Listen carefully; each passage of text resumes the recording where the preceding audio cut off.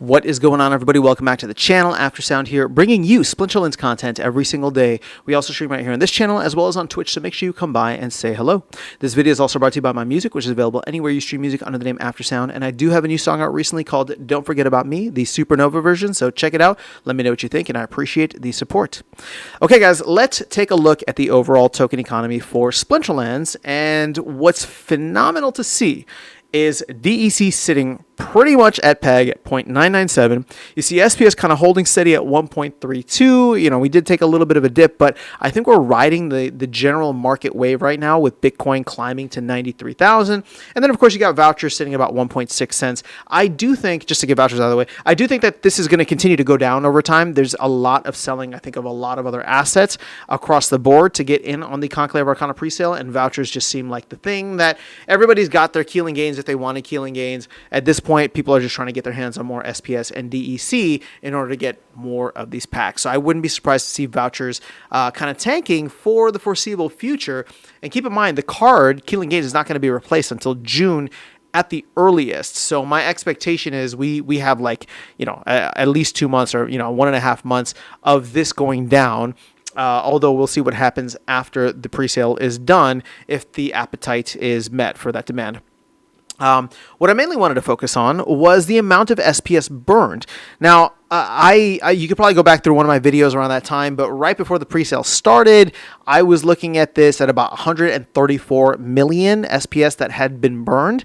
We are now at 149, so we're a total of 15 million burned for Conclave Arcana. And the great thing is that so far, it seems as though we have not depegged DEC. Now, why would DEC depeg? Well, the only way that would happen is if we saw a massive sell-off from one of the biggest holders, which would probably be the team. Now, I don't know if we can see this. I was thinking about doing this in a separate video, but let's see if we can just do it live here on the spot and go to DEC if we can see one of the, just because Splinter Cards doesn't have this available, but if we can see, there you go, Steam Monsters is now sitting on 185 million DEC. So at peg, that's $185,000. If they wanted to come through, they could sell that into the marketplace, and that would not be fantastic, but it would provide the team with a lot of working capital. Now, what makes this interesting is that 185 million DEC is a significant amount, and that would mean that they can pay out the back end of credit. So actually, they probably wouldn't want to sell this, at least not right now. If they're expecting more capital to come into the system through credits, they can use this to facilitate the back end transactions, because that does two things. One, it helps them to avoid fees, right? Because let's say they get something from PayPal or something from Visa. Somebody swipes their credit card, they don't have to convert that to DEC to send half of it to the DAO, right, which is part of the agreement. So they get to save out on the fees of transferring and swapping and all of that. And then on the second hand, they do not need to sell the DEC back into the marketplace. What they're able to do is, if these credits come in and people buy, not necessarily Conclave Arcana packs, but if they buy or rent cards on the marketplace, then all of those end up, actually, you know what? They could still buy packs on the non-card market. So there is something there. So if people buy like secondary packs and they use credits, for example, the person who is a seller receives DEC. So they can pay out on the back end and not create a downward pressure on the price of DEC. That being said, the person who's receiving that DEC, whether they're renting out their cards, whether they're selling their cards, they can choose to sell that DEC and swap for something else, and then they create the downward pressure. But what's interesting, at least as of right now, is that we have not gotten to a point where there's like a bunch of excess DEC.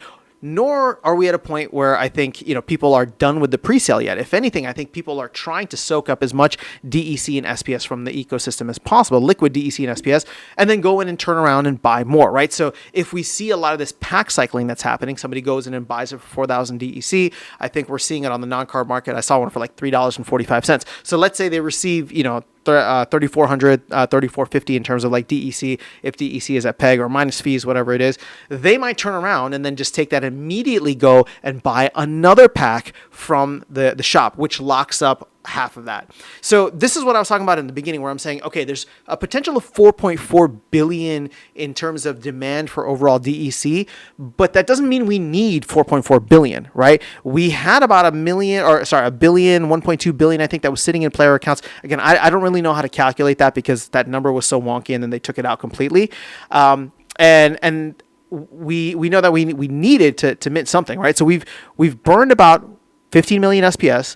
My expectation is that we will continue to burn more, but what I will be tracking, and again, we were just looking at it, what I will be tracking is the team's wallet. How much is coming in credits? How much is going in? And we really won't be able to see this because we're just looking at like a net thing there. So it's like, let's say $20,000 comes in credits, but also people go in and buy like $20,000 worth of packs, right? Or $40,000 worth of packs with that, or with the DEC that recycles back into the marketplace.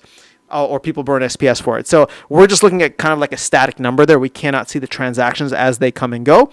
But that being said, we can see if packs are getting sold, and that's going to be the biggest thing. We can see how much DEC is getting locked up in the DAO, right? And so we had it here, but I didn't really focus in on it. So just to close out this video, as of now, and I'm recording this about 6 to 7 hours after the presale began, so we're still very early, but we're sitting on about 1.865 billion DEC. Now check this out.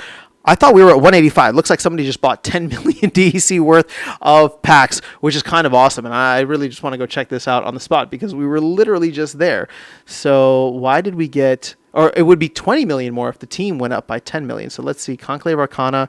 This was at like 7 million, 750 something million. Let's check the leaderboard now when I was recording the other video earlier. And now we are at 790 million. So there you go. Perfect. Somebody just came in and bought, I don't know, like 20 million DEC worth of stuff. So this is moving forward.